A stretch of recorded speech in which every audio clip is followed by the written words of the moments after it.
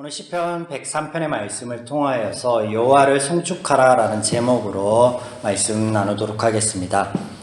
시편 103편의 표제를 보시면 다윗의 시로 되어 있습니다. 송축하라 라고 시작되는 이 시는 송축하라 라고 끝을 맺고 있습니다. 이같이 시편 103편은 찬양의 시입니다. 표제를 통해서 알 수 있듯이 다윗 개인의 찬양의 시이자 공동체의 찬양의 시이기도 합니다. 그래서 1절에 보시면 내 영혼아 여호와를 송축하라 라고 되어 있고, 또 20절에서 22절에 보면 너희여 여호와를 송축하라, 하나님의 지음을 받은 모든 너희여 여호와를 송축하라 라고 되어 있습니다. 이뿐 아니라 중간중간의 고백들 속에서도 개인의 고백도 등장하지만 이스라엘의 공동체적인 고백도 섞여 있음을 우리는 볼 수 있습니다. 본시는 찬양의 시라고 말씀을 드렸습니다. 여러분, 찬송이 무엇일까요? 우리가 오늘 찬송하면 음악적인 개념을 떠올리는데 그 익숙한 개념을 훨씬 뛰어넘는 것을 이 본문 가운데 우리가 찾을 수 있는데, 송축하라라는 이 단어가 원어의 바라크입니다. 이 단어의 처음 등장은 창세기 1장 28절입니다. 여호와께서 그들에게 복을 주시며 해서 복을 주다라고 번역된 단어가 바로 이 단어입니다. 같은 단어예요. 바라크. 원 의미는 무릎을 꿇다, 축복하다입니다. 이 단어가 성경에서 하나님 편에 사용될 때면 복을 주다라고 번역이 되었고, 오늘 시편과 같이 인간 편에서 사용되면 경배하다, 송축하다라고 번역되고 있는 것을 우리는 보게 됩니다. 이같이 피조물이 창조주를 높이다, 창조주를 향해서 무릎을 꿇다라는 말을 사용함에 있어서 아무런 꺼리낌이 없습니다. 왜냐하면 그것이 너무나 당연하다라고 느껴지기 때문입니다. 그러나 성경 안에 보여지고 있는 하나님의 모습을 보면 우리는 당혹감을 느낄 수밖에 없습니다. 왜냐하면 이렇게 당연한 것을 뒤집어 놓고 있다라는 것을 우리는 발견하게 됩니다. 지난주 함께 나누었던 말씀만 해도 그렇죠. 지난주에 다윗의 이야기를 잠깐 나누었었는데, 하나님이 다윗을 종이라고 부르고 계시지만 정작 그 삶을 보면, 다윗의 삶을 보면 그 삶 가운데 종과 같은 모습으로 그를 아껴주고 사랑하여주고 섬겨주는 모습이 마치 다윗이 아닌 하나님께서 다윗의 종처럼 보였기 때문이죠. 우리가 너무나 당연하다라고 생각하는 것을 뒤집어 놓고 있는 것을 발견하게 됩니다. 창세기 강의 또 L2B 강의 때마다 이 원어 바라크에 대해서 제가 늘 강조하고 여러분에게 설명을 드렸습니다. 한 번 더 정리해 볼까요? 하나님께서 피조물에 불과한 인간을 사랑하시며 인격적인 관계를 유지하시기를 바랍니다. 사랑의 관계 안에 초청하십니다. 그런 의미에서 바라크는 하나님께서 피조물에 불과한 인간을 높여주시고 섬겨주셨다라는 의미예요. 복을 주시고 그들을 이렇게 위에서 아래로가 아니라 높여주시고 올려주시고 위하여 주셨다. 그 반대의 개념이다라는 거죠. 나아가 피조물인 인간이 무릎을 꿇고 높이는 것이랑 무관하게 이미 하나님께서는요, 만유의 창조주이십니다. 존재하심 자체가 이미 완전하고 온전하십니다. 인간의 행위, 인간의 어떤 고백, 인간의 말로 그 하나님의 존재 자체를 바꿀 수 있는 건 아무것도 없습니다. 정말. 자, 오늘 송축하라라는 말, 우리가 어떻게 하면 이 하나님을 높여드리는 것인가, 어떻게 하면 하나님을 찬양하는 것인가에 대한 본질적인 것을 말씀 가운데 찾고 나누어 보도록 하겠습니다.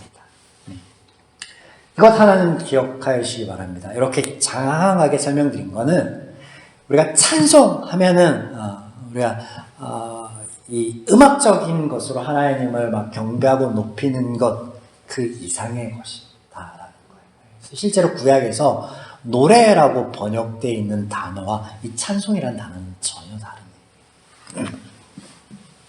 자, 보겠습니다. 본문은 세 부분으로 나눠 볼 수 있는데요.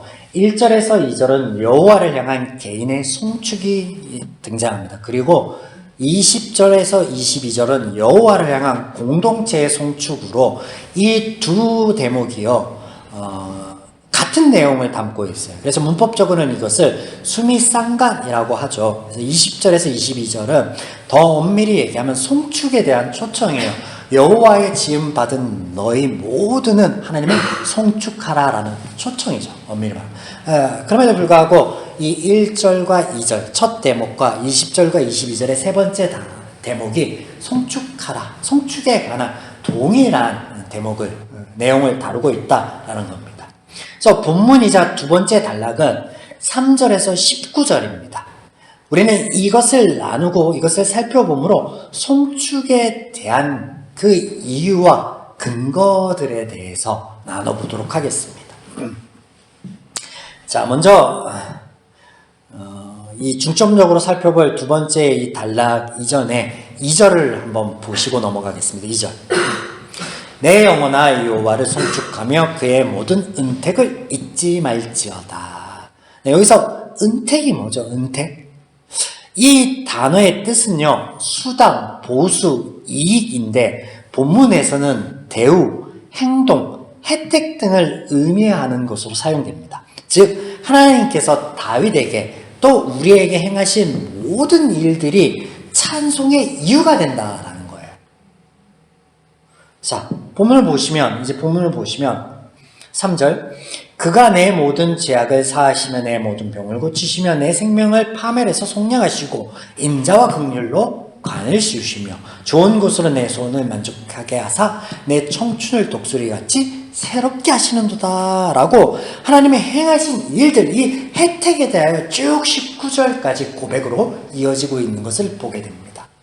여기서 알 수 있는 가장 기본적인 찬송은요, 고백. 우리 인생 가운데 행하여 주신 하나님의 모든 은혜에 대한 고백이며 찬송입니다. 자, 앞서 2절의 은택이 뭐라고요?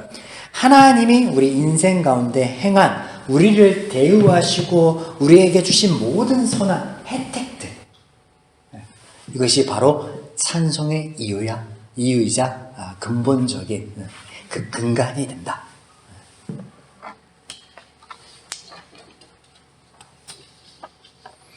또한 이 2절에서 모든이라는 말이 중요한데, 고백이 주로 감사의 측면에서 되어질 때 사람들은요, 복이라는 개념 안에서만 감사를 하게 됩니다. 이게 무슨 말이냐면 다윗을 한번 떠올려 볼까요? 그가 이스라엘의 왕이 된 것, 골리앗을 쓰러뜨린 것, 다윗이 왕이 되어 나라가 부강하여진 것, 사람들은 이런 것을 바라보며 이런 것에 집중하여 하나님이 베푸신 은혜에 대해 감사를 하고 찬송한다는 거예요. 그러나 그에게는 이 앞단에 설명드린 것 못지않은 인생의 굴곡, 환란이 있었다라는 것을 우리는 보았습니다. 그는 10대의 대부분과 20대의 전부를 도망자여 불황자로 살아야 했습니다. 인생이 유년기, 10대, 20대, 청년, 그리고 장년, 노년이 있다면 이 네 부분으로 보았을 때 두 부분에 모두 도망자여 불황자로 살아야 했다라는 거예요. 심지어는 그렇게 살아가기 위해 미친 사람처럼 연기도 해야 됐었고, 왕이 되어서도요, 가족 상잔의 아픔을 겪어야 했고, 아들 압살롬의 아버지인 자신을 죽이려 하는 것을 피해야 했습니다. 쫓겨나야만 했습니다. 그러나 다윗의 고백, 그를 통한 하나님의 말씀하심을 보면요, 그 모든 것이 하나님의 은혜였다라고 고백하고 있습니다. 여호와는 나의 목자시니 내게 부족함이 없으리로다. 그가 나를 푸른 풀밭에 누이시며 쉴만한 물가로 인도하시는도다. 라고. 우리가 삶의 전반에 걸친 슬플 때나 기쁠 때나 아플 때나 강할 때나 그 모든 때를 하나님의 역사하심에 대한 감사를 하기 위해서는 이것이 필요합니다. 1절, 여호와를 송축하라. 내 속에 있는 것들아 다 그의 거룩한 이름을 송축하라. 무엇이 필요하다라고 얘기합니까? 거룩한 이름. 하나님의 거룩한 이름에 대한 이해가 필요하고 그 이름이 필요하다라는데, 자, 히브리어에서 이름은요, 단순히 어떤 대상에 대한 호칭을 의미하지 않습니다. 우리는 이름을 통하여 때로는 대상이 되는 이의 출신과 배경, 인격과 능력, 속성 등을 알 수 있습니다. 그렇습니다. 성경을 통하여 우리에게 보이시고 알리시는 구별된 하나님의 이름은 우리로 하여금 우리의 인생의 모든 하나님의 역사를 바라볼 수 있게 하고 고백할 수 있게 하는 원동력이다라는 것이죠. 오늘 본문에 등장하는 하나님의 이름입니다. 8절. 여호와는 긍휼이 많으시고 은혜로우시며 노하기를 더디하시고 인자심이 풍부하시도다. 여기에 어떤 이름이 등장하느냐? 본절의 원어에는요, 여호와라는 이 단어가 중간에 있고, 이 여호와에 대한 꾸며주는, 그러니까 이름이죠. 이름이 앞단에 하나, 뒷단에 하나 등장해요. 여호와라는 단어를 가지고 앞단에 이름 하나, 뒷단에 이름 하나가 등장해요. 우리말에서는 그렇게 볼 수 없죠. 원어에서는 그렇게 등장합니다. 자, 그래서 그 앞단과 뒷단에 등장하는 것, 어떤 이름이 등장하느냐? 긍휼과 은혜입니다. 이게 처음 등장하는 거예요. 긍휼과 은혜. 여기 긍휼이라는 단어는요, 인정이 많다라는 의미로 측은히 여김입니다. 측은히 여겨 사랑하고 자비롭다라는 말입니다. 그래서 은혜는, 긍휼과 은혜에서 은혜는 아랫사람을 향해서 구부리다라는 말에서 나온 단어예요. 그래서 하나님께서 우리를 측은히 여기심, 사랑하심, 이런 마음에서 우리를 위해 몸을 숙이는 것, 이게 뭐라고요? 이게 은혜예요. 한 단어로 은혜. 긍휼과 은혜에서 은혜는 뭐다라고요? 하나님이 우리를 향해 측은히 여기시고 사랑하는 마음에서 우리를 위해 머리 숙이는 것, 우리를 위해 몸을 숙이는 게 바로 은혜라고요. 그래서 바라크라는 동사가 하나님이 우리를 향해 위에서 아래로 보시면서 복을 내려주신다라는 그런 의미가 아니라 우리를 높여주시고 우리를 향해서 경배하시고 우리를 하나님의 인격적인 관계, 사랑의 관계, 그 동등한 위치로 올려놓으셨다라는 의미. 그래서 은혜인 겁니다. 은혜. 하나님의 이름. 첫 번째는 뭐였어요? 은혜. 자, 두 번째는 풍성한 인자하심입니다. 여기 인자는 그동안 많이 살펴본 단어입니다. 헤세드. 두 번째 이름 뭐예요? 헤세드. 바로 친절과 선입니다. 이게 하나님의 이름이, 하나님의 속성이, 하나님의 마음이에요. 이런 하나님의 이름에서 알 수 있는 가장 큰 고백이자 사실 하나가 본문에 등장하는데 함께 보겠습니다. 10절. 우리의 죄를 따라 우리를 처벌하지 아니하시며 우리의 죄악을 따라 우리에게 그대로 갚지 아니하셨으니. 성경이 보여주는 죄인을 향한 하나님의 기본적인 마음, 정죄와 심판이 아니다라는 거예요. 10절은요, 부정사로 시작되고 있습니다. 원어에서. 아니다, 그렇지 않다, 그렇게 되지 않게 하겠다. 원어에서는 두 가지를 그렇지 않다, 그렇게 되지 않게 하겠다, 아니다라고 하고 있는데 그 두 가지가 뭐냐면 죄를 따라 행하는 것, 죄의 결과입니다. 무슨 말이에요? 제가 주장하는 삶을 끊어놓으시기 위해서 하나님께서 무엇을 하셨어요? 십자가를 지십니다. 않겠다라고 선포하셨잖아요. 십자가를 지셨어요. 아담에게 선악과를 따먹음으로 하나님의 말씀을 지키지 않은 결과 사망을 말씀하셨지만 창세기에 등장하는 첫 사망은요, 살인입니다. 또한 그 일이 일어나기 전에 가인을 찾아오셔서 그럴 수 없는 죄인임을 아심에도 불구하고 그를 만류하심으로 은혜로우신 모습을 보이셨습니다.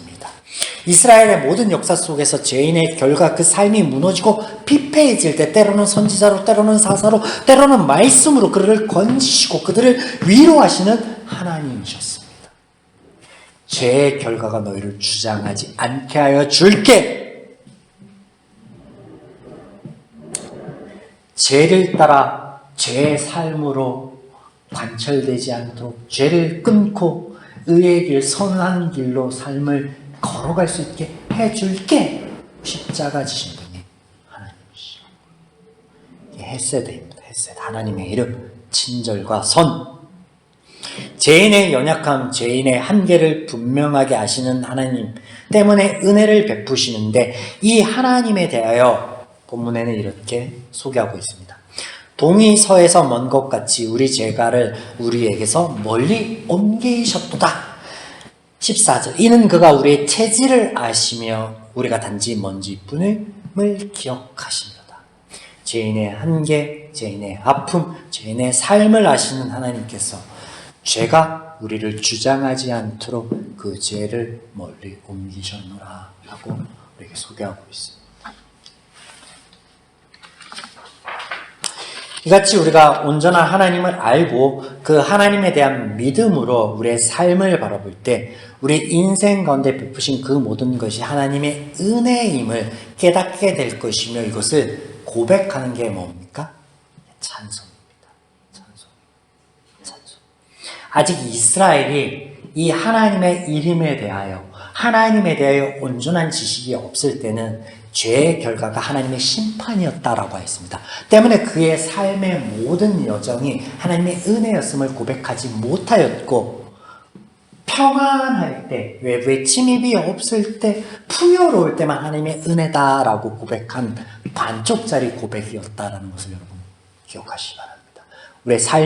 오늘 우리의 삶이, 우리의 찬송이 하나님 앞에 반쪽짜리는 아닌지 스스로 점검해 보시기 바랍니다. 두 번째, 찬송은 말씀을 따르는 삶입니다. 17절에서 18절 여러분 한번 읽어주시기 바랍니다. 여호와의 인자하심은 자기를 경외하는 자에게 영원부터 영원까지 이르며 그의 의는 자손의 이르리니 곧 그의 언약을 지키고 그의 법도를 기억하여 행하는 자에게로다. 자, 이 말씀은 하나님의 말씀이 심판의 반대 개념의 복이다라는 것이 아니에요. 자, 무슨 말이냐? 자, 보시겠습니다. 이스라엘, 죄인의 모든 형편을 아시는 하나님께서 이 이스라엘이라는 이름 안에 언약이 담겨 있는데, 하나님의 약속이 담겨 있는데, 이런 이름을 주심은 하나님께서 그들의 형편을 헤아려 주시며 선용하여 주시겠다라는 약속이에요. 내가 너희들에게 져줄게 라고 한 이 이름 안에 이런 의미가 담겨 있습니다. 때문에 이스라엘과 하나님 사이의 모든 언약을 보시면 모두가 일방적인 것을 우리는 확인해 볼 수 있습니다. 하나님께서만 수고하시고 애쓰시고 이루어 주실 것들이었다라는 거예요. 그래서 언약에 대한 말씀, 하나님의 말씀에 대한 말씀이요, 이것을 지킴으로 얻는 복, 이런 개념이 아니라, 이런 개념이 아니라. 17절에 하나님의 의로우심이 한결같이 같음을 대해서 대대에 미칠 것에 대해서 말씀하십니다. 하나님을 경외하는 자가 이런 하나님의 의로우심을 입는다라고 하는데, 그렇다면 하나님을 경외한다라는 것은 무엇일까요? 문자적 의미에서 두려워하는 것일까요? 아니에요. 하나님을 두려워하는 것이 아니에요. 그러면 뭐예요? 18절이에요. 18절. 언약을 지키고 법도를 기억하여 행하는 자. 여기 지키다라는 단어는요, 울타리 치다라는 말로 보호하다, 주의하다, 감시하다, 보관하다라는 의미입니다. 또 언약은 앞서 7절에서 언급하였던 것처럼, 자, 7절에 언급된 것처럼, 본문 7절에 언급된 것처럼 율법, 즉 모세를 통해 이스라엘 백성에게 말씀하여 주신 모든 말씀을 가리킵니다. 17절에 이 언약이 18절, 17절의 이 언약이 7절에서, 본문 7절에서 언급되는 것처럼, 고백되어지는 것처럼 율법, 즉 모세를 통해 이스라엘 백성에게 말씀하여 주신 모든 말씀을 가리키는 것을 기억하시고, 다음 기억하다라고 번역되는 단어는 말 그대로 기억하는 거예요. 그리고 행하다는 성취하다 혹은 생산의 의미에서 효과적으로 행하다라는 뜻이에요. 또 법도라는 단어는 시편에 총 4번밖에 등장하지 않는 단어인데 계명, 명령이라는 뜻입니다. 그래서 앞서 언약에 대하여 설명한 것과 동일한 단어가 됩니다. 그래서 언약과 이 법도라고 나와 있는 게 동일한 것을 가리키는 거예요. 뭘 가리키는 거예요? 이스라엘이 하나님과 더불어서 하나님을 고백하고 하나님의 말씀을 듣겠습니다. 따르겠습니다. 라고 하였을 때 하나님께서 그들에게 말씀하여 주신 그 모든 말씀들을 가리킨다.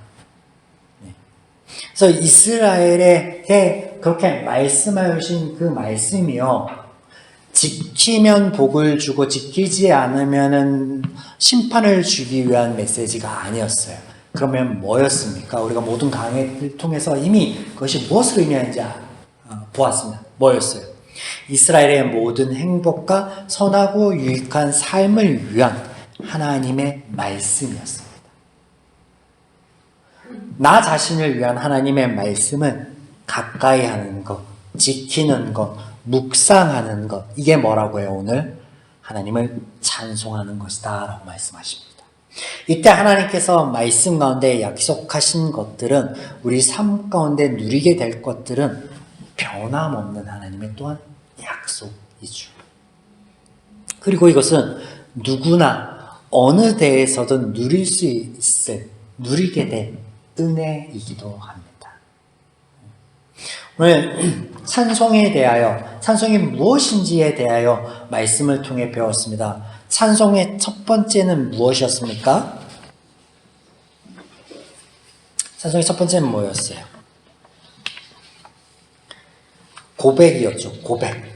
하나님의 이름을 알고 그 이름 가운데 우리의 삶의 모든 것이 하나님의 은혜임을 깨달아서 고백되어지는 것, 그 고백 자체가 찬송입니다. 두 번째는 뭐예요? 하나님이 우리의 모든 유익을 위해, 하나님의 은혜 누림을 위해, 우리의 삶의 선함을 위해 주신 그 말씀들을 따라서 삶으로 하나님 안에서 행복한 거, 하나님 안에서 자유한 거, 하나님 안에서 평안한 거, 그게 뭐라고요? 그러므로 찬송은요, 우리가 시편을 통해서 삶이 우리의 예배다, 하나님의 말씀 안에서 누리게 될 우리의 모든 삶이 예배다라고 한 것과 다르지 않은 것을 보게 됩니다. 하나님 우리에게 많은 것을 바라는 게 아니에요. 우리에게 다른 것들 각각 이렇게 요구하는 게 아니에요. 오직 한 가지를 요구해요. 하나님 안에서 행복한 것. 하나님 바라는 건 그런 우리의 모습을 보고 하나님은 너희가 나를 영화롭게 하였다, 예배드렸다, 나를 찬송하였다라고 여겨주시는 거예요. 얼마나 감사합니까?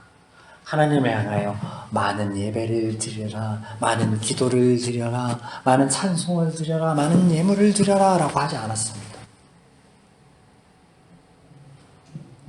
마지막으로 주의 깊게 볼 대목, 모든 구절들이요 명령어로 쓰여졌습니다. 찬송하라, 내 영혼아 송축하라, 너희여 송축하라, 하나님의 지음받은 모든 너희여 송축하라, 송축하라, 송축하라, 다 명령어로 쓰여졌습니다. 여기 내 영혼은 호흡을 의미하는 단어로 영혼, 생기, 마음, 생명을 의미를 가지고 있으나 전 인격 혹은 모든 삶을 의미한다라고 이전에 살펴본 단어입니다. 찬송을 위해 내 삶의 모든 영역에 주의를 주고 깨우고 있다라는 것을 우리는 발견하게 됩니다. 이와 같이 찬송은 하나님을 높이는 것이 아니라 우리의 삶입니다. 삶. 하나님께서 베푸시고 함께 하시는 그 삶을 투명하게 바라보며 고백하는 것, 누리기 위하여 말씀을 따르는 것, 이것이 찬송입니다. 또 이 찬송을 위하여 늘 우리가 깨어 있어야 됨에 대해서 그것을 명령어, 내 영혼아 송축하라 라고 우리에게 말씀을 주고 있는 것 기억하시기 바랍니다. 그래서 우리의 삶이 또 맞이하는 4월 한 달간의 그 모든 여정이 삶의 찬송이길, 하나님 안에 넘치는 기쁨이요 넘치는 은혜요 자유함이요 평안이기를 주님의 이름으로 축원드립니다. 아멘.